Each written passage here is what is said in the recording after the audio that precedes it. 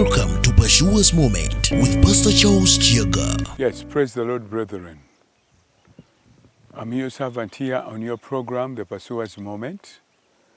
I'm right here at the Pashua's Prayer Mountain, which is a site that has been set, ready to receive you in your pursuit of God. This is a site that has been dedicated to that cause, the cause of seeking and drawing close to God. So I encourage you, my brother, my sister out there, that you make this your second home, a place you'll always look forward to, the way the men of old like David yearned to go to the presence of the Lord, and said, I was glad when they told me, let us go to the house of the Lord. So may you long to come to a place where God dwells. When we dedicated this site to God, we importuned, we cried and we asked God that He allows His presence to dwell here. And I want to assure you that an open heaven reigns over this place. And you have the grace to call upon God and pray beyond what you would in many other places, because of the grace and the open heaven upon this site. So I'm here to remind you that our conference is just about 2 weeks away. And I want to encourage you to make it a point to be part of this memorable event, because it is an event where we are expecting. We are very expectant of what God is bound to do in this conference. He told us this is going to be the homecoming conference. It's a conference where the children of God are coming back home, are making up their mind, and are saying, let us go back home. Like the prodigal son, when he was out there in a far country and he was suffering, he came to his senses and he said, let me go back to my father.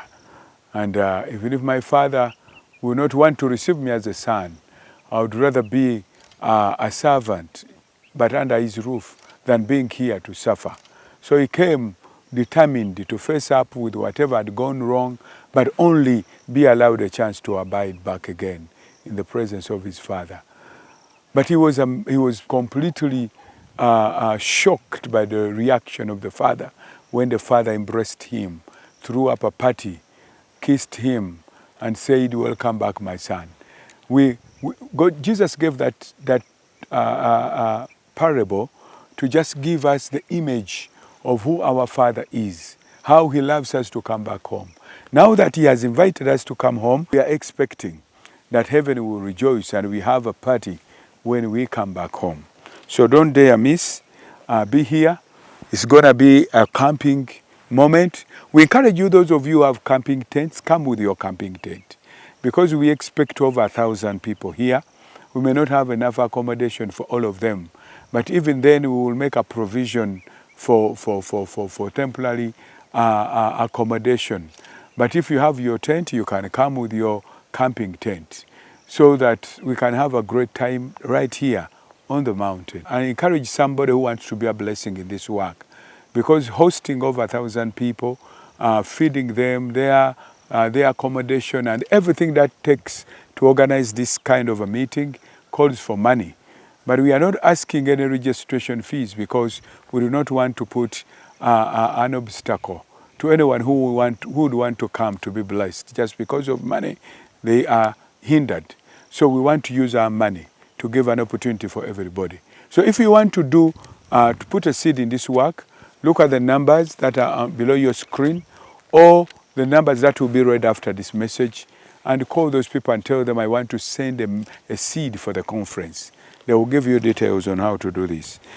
So we want to go to the scriptures where we ended last week.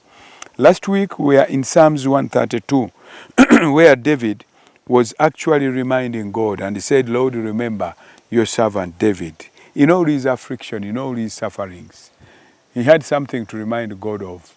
In times of trouble, in times of affliction, he said, remember your servant David, when he made a vow to you. And he said, I will not go to the comfort of my bed. I will not go into the chamber of my house, nor go into the comfort of my bed. I will not give sleep to my eyes, no slumber to my eyelids, until I find a place for the Lord, a dwelling place for the mighty one of Jacob. It was David making this vow to God.